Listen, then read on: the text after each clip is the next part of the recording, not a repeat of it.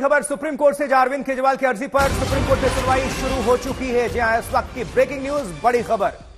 अरविंद केजरीवाल की अर्जी पर सुनवाई शुरू हो चुकी है सर्वोच्च न्यायालय में, सुप्रीम कोर्ट में। सुप्रीम कोर्ट में केजरीवाल पर सुनवाई शुरू, ये इस वक्त की बड़ी खबर। आज फैसले की घड़ी है, बड़ा दिन है अरविंद केजरीवाल के लिए, उनके सपोर्टर्स के लिए, उनके पार्टी के लिए, उनकी फैमिली के लिए।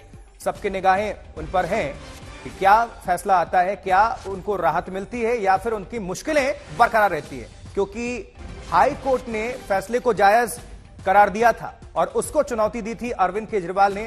संजय शर्मा हमारे सहयोगी जुड़ चुके हैं। जी संजय, जानकारी दीजिए।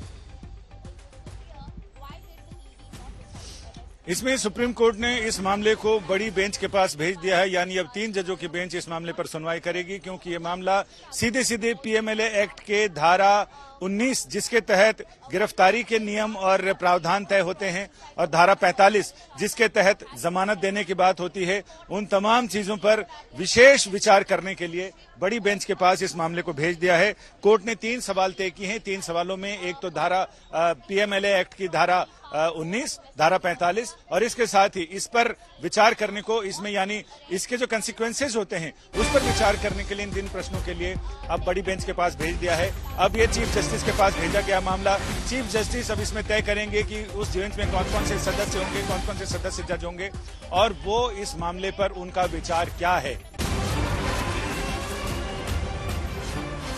तो बड़ी खबर, ब्रेकिंग न्यूज, सुप्रीम कोर्ट ने केस बड़ी बेंच के पास भेजा। जिस तरह से संजय जानकारी दे रहे हैं, हमारे संवाददाता लगातार जुड़े हुए हैं। संजय, इसका मामला इसको अगर इन शॉर्ट हम समझे तो क्या इसमें और देर होगी?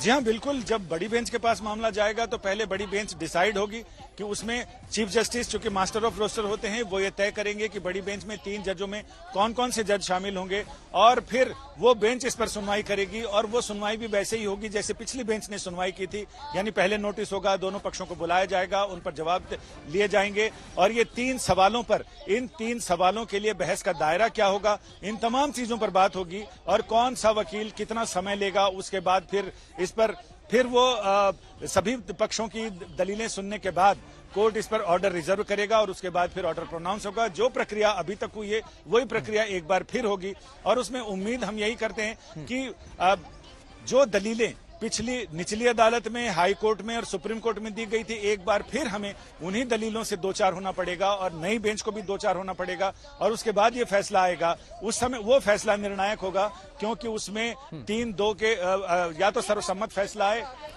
जी संजय, हम देख पा रहे हैं कुछ हलचल है, अगर आप चाहें तो बातचीत कर सकते हैं, अगर कोई आपके पास मौजूद है तो। सुप्रीम कोर्ट ने केजरीवाल को अंतरिम जमानत दी है। जब तक मामला बड़ी बेंच के समक्ष है, तब तक अरविंद केजरीवाल अंतरिम जमानत पर रिहा रहेंगे। आज की बड़ी खबर है। बिल्कुल, ये ब्रेकिंग न्यूज संजय दे रहे हैं। सुप्रीम कोर्ट ने अंतरिम जमानत दी है जब तक कि ये मामला बड़ी बेंच तक है अरविंद केजरीवाल के लिए। ये इस वक्त ब्रेकिंग न्यूज, बहुत बड़ी खबर। अरविंद केजरीवाल को फिलहाल अंतरिम जमानत, लेकिन इसके मायने भी समझते हैं संजय से। संजय, अंतरिम जमानत तो मिल गया है, लेकिन सीबीआई का भी शिकंजा है, तो क्या उनको बेल, चलिए अंतरिम जमानत तो मिल गया, लेकिन वो जेल से बाहर आएंगे? जेल से बाहर तो नहीं आ पाएंगे, क्योंकि सीबीआई के मामले में वो अभी फिलहाल जेल में बंद हैं। लेकिन अंतरिम बेल मिलना ये दूसरा मौका है जब अरविंद केजरीवाल को अंतरिम जमानत मिल रही है। इससे पहले अरविंद केजरीवाल को 20 दिनों की अंतरिम जमानत मिली थी, जिस समय लोकसभा के चुनाव चल रहे थे, चुनाव प्रचार के लिए दिया था। लेकिन अब कोर्ट ने ये कहा है कि जब तक ये मामला बड़ी बेंच से निर्णय नहीं आ जाता है, तब तक अरविंद केजरीवाल अंतरिम रूप से जमानत पर बाहर रहेंगे। लेकिन ये तो हुई एक्चुअल बात, टेक्निकली वो अभी अंदर रहेंगे, क्योंकि अगर सीबीआई के मामले में जब तक उनको बेल नहीं मिल जाती है, तब तक वो बाहर नहीं आ सकते हैं। यानी पीएमएलए एक्ट में अंतरिम जमानत इस आधार पर मिलना, वही अपने आप में अरविंद केजरीवाल की पार्टी, अरविंद केजरीवाल, उनके समर्थक चाहें तो इसे बड़ी जीत मान सकते हैं, बड़ी राहत मान सकते हैं। नहीं, बड़ी जीत, बड़ी राहत मान सकते हैं, लेकिन टेक्निकल तौर पर थोड़ा आसान शब्दों में भी हमारे दर्शकों को समझा दीजिए कि अंतरिम जमानत तो मिल गई, लेकिन वो कौन कौन सी पेचीदगियां हैं जिसकी अभी वजह से उनको अंदर रहना पड़ेगा, क्योंकि सीबीआई का शिकंजा भी है। अंतरिम जमानत आपको मिलता है, लेकिन इसके मायने इस नजरिए से बताइए कि जब वो जेल से बाहर आ ही नहीं पाएंगे तो किस तरह से इंपॉर्टेंट हो जाता है? सिर्फ स्टेटमेंट्स के लिए कि बड़ी जीत हुई? इसमें ऐसे समझ सकते हैं कि दरवाजे पर बड़ा ताला लगा है और अंदर एक कुंडी लगी है। तो दरवाजे का ताला तो खुल गया है, लेकिन अंदर की सिटकनी जिसको बोलते हैं, कुंडी बोलते हैं, वो अभी तक लगी है। वो सीबीआई का मामला है। जब तक वो सिटकनी नहीं खुलेगी तब तक गेट नहीं खुलेगा। अभी सिर्फ ताला खुला है। ताला बड़ा अटकाव है, लेकिन ताला खुल गया है। अब एक छोटी सिटकनी रह गई है। उसमें अब ये देखना होगा कि अदालत जब ये मामला, अब जाहिर है कि दुगुने जोश के साथ अरविंद केजरीवाल की लीगल टीम लड़ेगी और सब जगह ये कहेगी कि चूंकि उसमें भी अंतरिम जमानत मिल गई है, लिहाजा सीबीआई के मामले में भी उनको जमानत नहीं तो अंतरिम जमानत पर रिहा कर दिया जाए, ताकि अंतरिम जमानत मिलती है तो केजरीवाल के बाहर आने का रास्ता साफ हो जाता है। यानी कि अब से हम थोड़ी देर के बाद प्रेस कॉन्फ्रेंस देख सकते हैं, सुन सकते हैं आम आदमी पार्टी की तरफ से, और ये बताया जा सकता है कि हमारी एक जीत हुई है। लेकिन इसके मायने दर्शकों को भी समझना होगा कि अंतरिम जमानत तो फिलहाल मिली है, लेकिन बड़ी बेंच तक जब तक ये मामला है तब तक, लेकिन वो शायद ही जेल से बाहर आ पाए, क्योंकि सीबीआई का शिकंजा उन पर है ऑलरेडी, वो जेल में बंद हैं। तो सुप्रीम कोर्ट से अरविंद केजरीवाल को अंतरिम जमानत मिली है। ये पहले ब्रेकिंग न्यूज आप सभी दर्शकों को दे दें। संजय लगातार जुड़े हुए सुप्रीम कोर्ट से ही। जी संजय, और इसके विस्तार से थोड़ा जानकारी दीजिए, इसके और जो पहलू हैं, और साथ ही ये भी बता दीजिए कि कितना लगभग वक्त लग सकता है, क्योंकि बड़ी बेंच तक जब ये मामला 3 जजों के पैनल को गठित किया जाएगा, कौन कौन नाम होगा अब ये भी डिसाइड होगा, तो इस प्रक्रिया में आगे बढ़ते बढ़ते कितना वक्त लगेगा?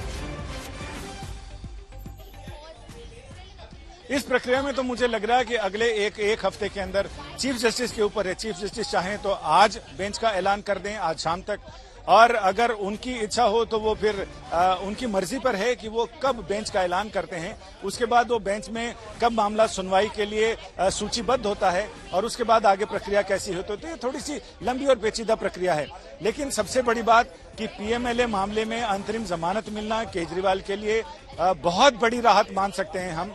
आम आदमी पार्टी और उनके समर्थकों के लिए बड़ी राहत हो सकती है, क्योंकि आम आदमी पार्टी प्रेस कॉन्फ्रेंस भी करेगी तो इसे एक बड़ी जीत की शुरुआत बताएगी, यानी हमारा मुक्ति का सफर शुरू हो चुका है। अब मंजिल पर कब पहुंचता है ये तो देखना दिलचस्प होगा, लेकिन इसमें यह भी है कि इन्होंने अब जो सीबीआई का मामला है, सीबीआई के केस में अब दुगने जोश के साथ इस बात का भी हवाला दिया जाएगा, यानी ये ऑर्डर ट्रॉफी की तरह लेकर आम आदमी पार्टी सब जगह जाएगी, सारी अदालतों में, और वो बताएगी कि देखिए उसमें भी जब इनको अंतरिम जमानत मिल गई है, अदालत ने कुछ तो तथ्य माने हैं, कुछ तो चीजें मानी हैं और कुछ तो मेरिट माना है, तभी अंतरिम जमानत पर रिहा किया है। तो ऐसे में सीबीआई के मामले में भी वो जमानत के हकदार हैं।